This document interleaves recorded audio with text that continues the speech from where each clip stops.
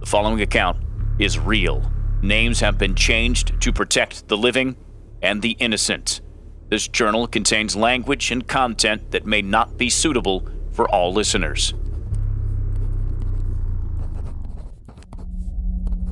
Smells are a big part of the funeral business. Everything has a unique smell. Embalming chemicals, flowers from loved ones, and the bodies.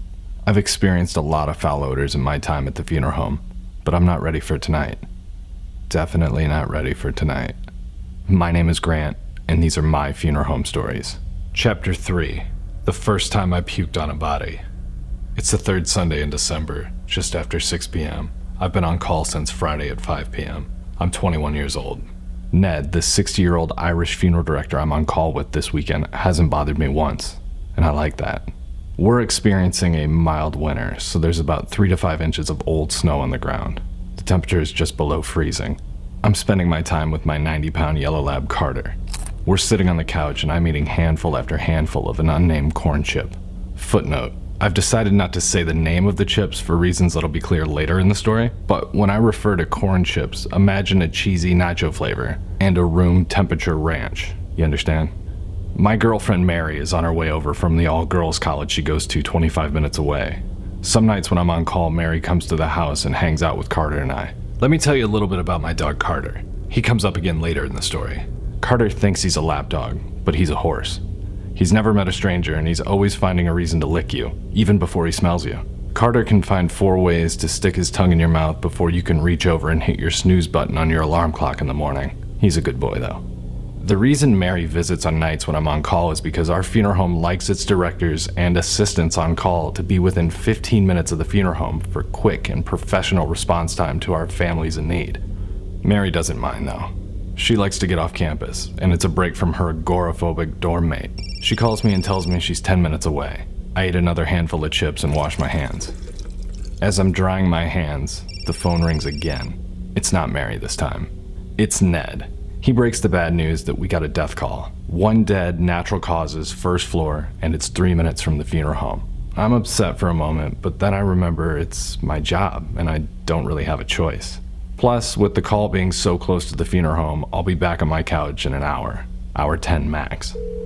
I call Mary back. She's a little upset, but she knew that was part of the deal when she drove out. I've only done this to her a couple times, so she's still pretty patient. As I'm apologizing to Mary, I'm putting on a gray Express men's 2-button suit, white Van Heusen shirt, and a navy and black Tommy Hilfiger tie.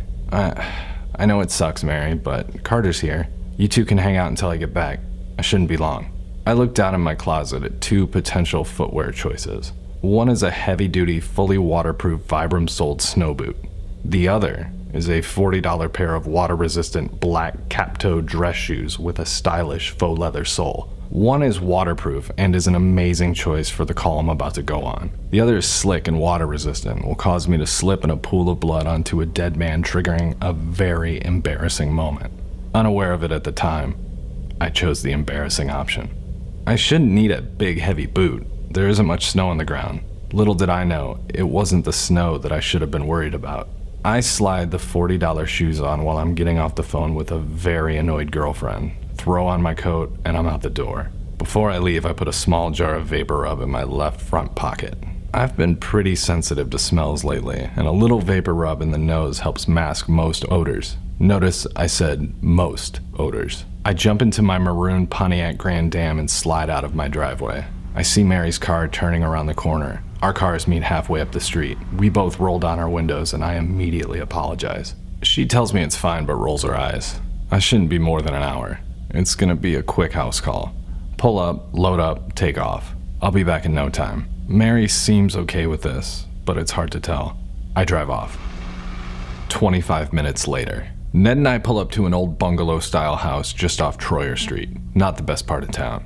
It appears as if this home was abandoned before winter. Shades drawn, porch lights off, no tire tracks in the driveway. All the shrubbery around the house is completely overgrown and hunched over, but that's pretty typical for this neighborhood. The only sign of life around the home are 2 or 3 rows of footprints wrapping around the side of the house and packing down the snow into a path that we could see from the street. I hear the anti-lock brakes engage as Ned slides the van to a stop behind a police car that's running without its lights on. I text Mary that we're here and it should only be about 35 more minutes. Now, this was a generous estimate, but I didn't want her to think I was going to take forever, but I totally knew it was going to take longer than 35 minutes. I get an immediate response back. Okay, eating chips with Carter. See you soon. An officer gets out of the car and starts walking back towards us. We unbuckle our seatbelts and open our doors. The cold air rushes in and brings with it a stench. I can't quite put my finger on it, but it's not good. It's definitely something dead. I walk around the front of the van and meet Ned and the officer between the two vehicles. The smell's getting stronger now. It's similar to a smell you might come across walking past roadkill on a hot summer day, like right before it pops. It has hints of a rotten meat smell, but with several sweet notes mixed with a dash of sulfur. It isn't unbearable yet, but it isn't pleasant. The officer tells us that he was sent out by dispatch to do a wellness check after a neighbor complained about a foul odor coming from the house. Probably what I'm smelling now. The officer noticed the smell the moment he exited his vehicle. He walked around the house following it to the back door, which was just slightly cracked. Several cats scattered when the screen door banged against his boot right before the smell knocked him on his ass. Apparently the guy died playing pool and the heat was cranked up to 70. They think he's been in there at least a week. Maybe more. Ned mumbles to himself that if it smells that bad out here, the body's definitely older than a week. No one acknowledges his comment, but I take note, and it worries me. We're standing in the street about 20 feet from the front door, and the odor is already so pungent. I can't imagine what the inside of the house smells like. The officer said it was too much for paramedics and the other officers. He drew the short straw and was there to help if we needed it, but he made it very clear he wasn't stepping a foot in that house again. I don't know if my nose can handle this. I giggle to myself when I realize that the smell is only going to get worse because we have to move the giant pile of waste creating that smell. Now, it may seem insensitive to refer to a human body in those terms, but there's a point in advanced stage decomposition when a person stops being a person and becomes something truly disgusting. The fart and egg smell are now mixing with the leftover remnants of the nacho cheese corn chips I was enjoying earlier. I gag and sneeze at the same time. Oh fuck, that's not good. Panicked, I reach into my front pocket and pull out the vapor rub, twist the cap, jam my right index finger into the jar, swirling it around, pulling out a giant glob. I smear the vapor rub into both nostrils. This calms my nerves a bit, but I can feel my stomach flipping over itself. Ned interrupts my moment of panic by telling me we probably won't be able to get our stretcher up to the house, so we'll have to put the body in a disaster pouch, a heavier duty body bag, and carry him to a stretcher in the van. It's a dark night on a quiet street. It's not the classiest move, but no one will see us. Plus, when there's this much snow on the ground, you need to work smarter, not harder. Our stretchers aren't meant for off-road. They're more like city drivers. My feet are already cold. I should have wore the boots. In the next few minutes, I'll find out why my slick $40 dress shoes were a bad idea. Ned grabs a disaster pouch out of the van and tells the officer we're ready. We head around the back door and the officer tells us he'll be in his car if we need anything. He really wasn't going back in. How bad is it in there? I've never seen an officer completely excuse himself from a crime scene. I may be regretting those handfuls of corn chips. Ned leads his way up the path of footprints leading to the back door. The snow is packed down pretty tightly, making it much easier to walk across the yard than I anticipated. The smell is now getting exponentially stronger as we get closer to the back door. Ned, do you smell that? He says no and shuffles forward through the snow. Ned is like a lot of older funeral directors. He's been embalming and breathing in harsh chemicals for so many years that his ability to smell is completely gone. That's why a lot of funeral directors wear entirely too much cologne. Fun fact.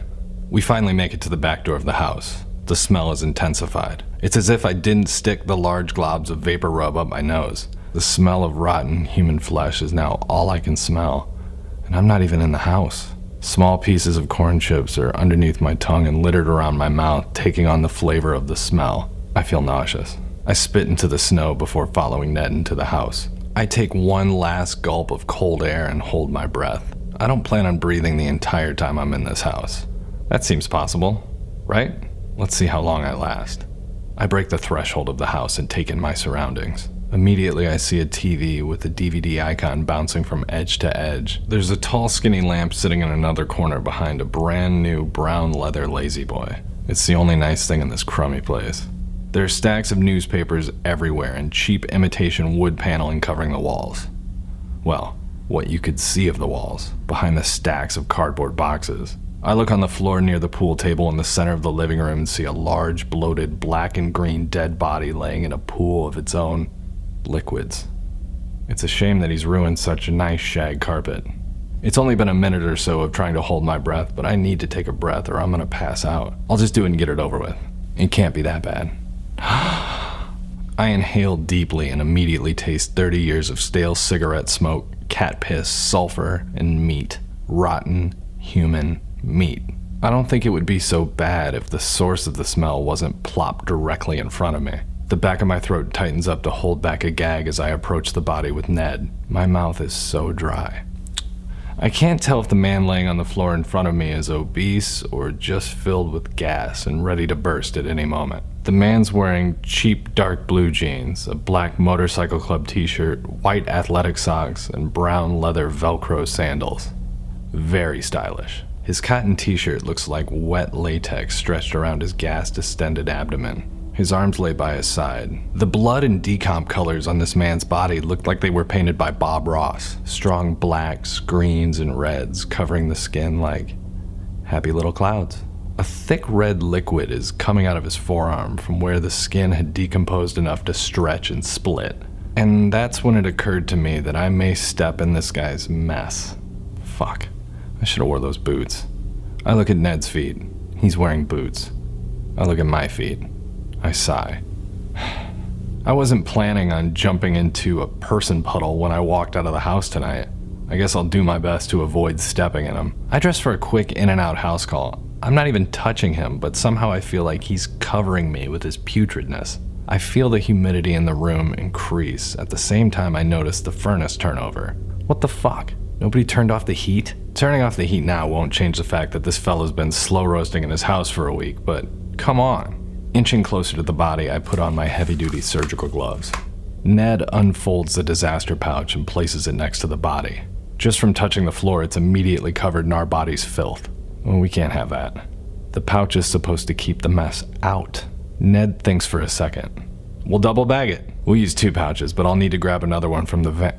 Ned stops and looks closely at the man's face. Something's been eating his face, Ned whispers to himself. He looks around the room, down his nose through his glasses, and points at a litter box. Cats. His cats were eating his face. Ned turns and leaves out the back door to get the second disaster pouch. I'm left standing still and alone, wishing I was still eating chips with my dog and my girlfriend. I take a closer look at the man's swollen, discolored face. His tongue is bulging out of his mouth and his eyes are open. Also bulging a bit. I lean in, ignoring the smell and all inclinations to run out the back door. Ned was right. You can see bite marks around his lips, cheeks, and tongue. I'm startled by a rustling sound by the back door. At first I think it's Ned until I see a regal black cat strut out of the shadows and sit down 5 feet from where I'm standing near the body. Cold green eyes looking me up and down. We make eye contact and I whisper, "I'm sorry about your friend. I think about what would happen to my dog if I died." Wait. Would he eat me? The screen door bangs open. It's Ned. The cat runs back into the shadows. We've got the second pouch now and we're ready to get started. So why do we need 2 disaster pouches or to double bag it, as Ned so eloquently put it? Well, the pouch we're putting underneath and sliding the man's body into is going to be covered in all kinds of gross shit. I mean, it already is, and we just laid it next to him. Once the body is sealed into the dirty pouch, we'll seal that inside the fresh pouch. This should help mitigate the mess, and it may contain the smell a bit. Skipping this step will make the ride to the morgue an unpleasant affair. The first pouch is in place next to the man's right side. Ned tells me to straddle the body and rock him away from the pouch so Ned can tuck it under the body. It seems like we're doing more work and making a big mess with all the fluids moving around and the horrible smell. But I'd rather do this than pick him up any other way and potentially ruin my suit. Okay. This is where the night goes sideways. Remember my $40 faux leather-soled shoes that cause an embarrassing moment? Get ready for that moment. As I'm putting my foot down to straddle the man's body, I put it directly into a glob of human sludge and feel my foot slide as my shoes have no traction. I panic and think I'm about to do the splits and fall crotch first onto this badly decomposing body, so I react naturally. I brace myself firmly with my hands underneath me and directly onto the bloated man's chest and stomach. All at once, I feel the man almost turn to mush underneath me while the air trapped inside his body pushes out through his mouth with a loud gurgling sound. The smell is unlike anything I've ever experienced. My stomach contracts and throat opens up.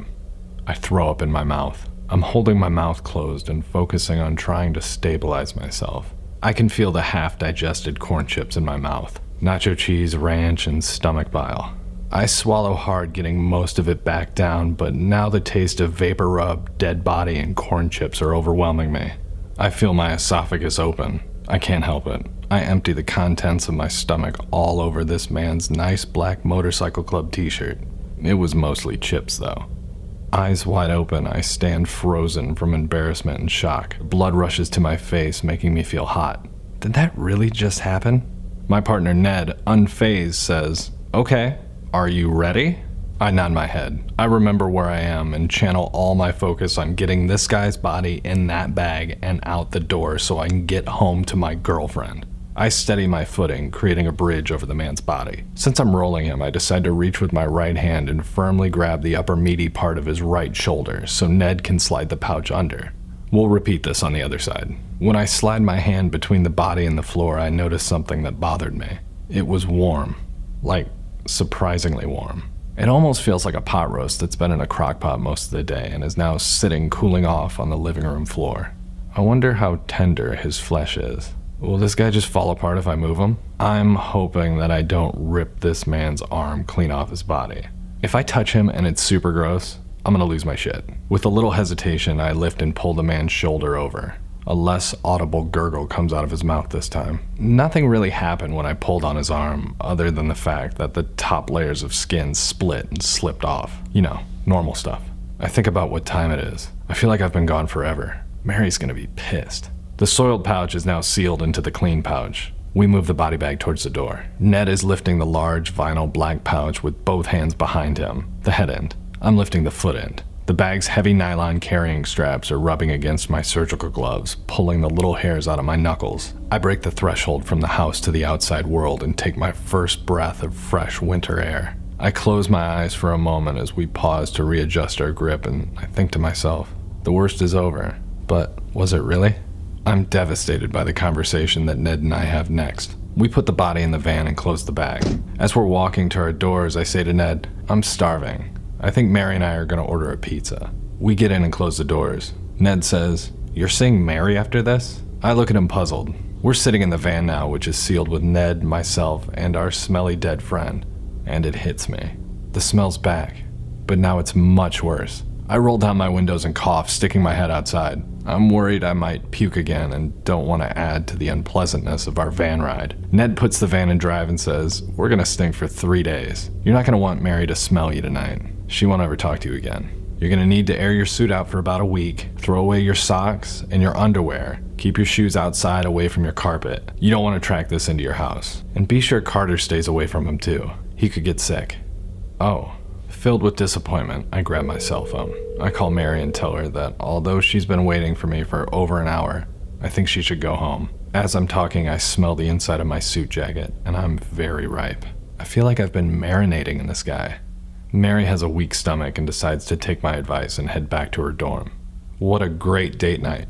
Ned and I dropped the body off at the morgue, but the smell didn't go away the entire ride back, even with the windows open. The van smelled like that motherfucker for 4 days. When I finally arrive home, I strip down to my socks and underwear in the garage, hanging my suit, shirt, and tie up on the garage door guide rail. I take off my socks, ball them up, and hold them up to my nose. More dead body smell mixed with foot sweat and leather.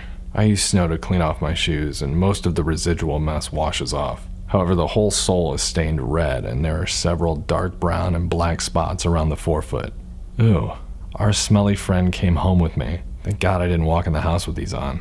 I walk inside my garage door and am greeted by the most excited version of my dog I've ever met. He was licking and smelling so fast I thought he was going to hyperventilate. At one point, his tail was wagging so hard he almost slipped and fell on the tile floor. I think about that poor black cat at that man's house and realize why Carter is so excited to see me. He didn't miss me at all. Carter can smell the man gas that I've spent the last hour of my life living in, and he thinks it's time to eat. My dog really likes this smell. Carter is now salivating so much slobber is running out of both sides of his mouth. Oh my god, he loves this. My dog is totally gonna eat me when I die. I rush to the bathroom and turn the shower on. I take my underwear off and put them into a trash bag, tying the top. I took 4 showers and emptied 3 neti pots through my nasal cavities. But the smell didn't go away. Everything I ate and drank tasted like that man. So I made a bold decision for someone that's on call. I poured myself a very stiff drink. I know I shouldn't be drinking, but after all I went through tonight, I deserve it. Several hours later, I took Carter outside to potty before bed. I may have had a few more than 1 drink, and was propped up against the garage waiting for Carter to finish up. I thought about what an inconvenience that man's death had been on my life, and what a mess he left for everyone to clean up. I realize he wasn't planning on that happening, but it really makes you think about what's going to happen when you die. Who's gonna clean up my mess? Will Carter eat me? No. I reassure myself that Carter wouldn't do that. He likes yogurt and carrots, not decomposing people. I notice that my feet are cold in my slippers on this icy cement, and I think about my $40 shoes. Boots would have been nice, but it could have been worse.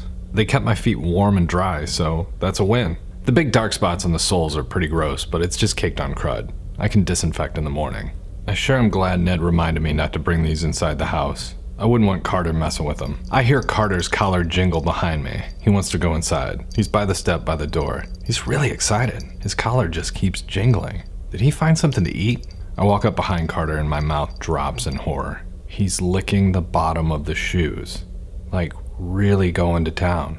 I grab him around the waist and pull him up off the ground. He whimpers and doesn't understand what he's done wrong. At that moment, my life flashed before my eyes. I thought of all the instances when I'd walk into a room and see Carter licking a shoe. And then I think back to all the times Carter stuck his tongue in my mouth. I gag a little and go inside. Most every time Carter gave me a big sloppy kiss, I thought of that man. And every now and again, I can still smell him.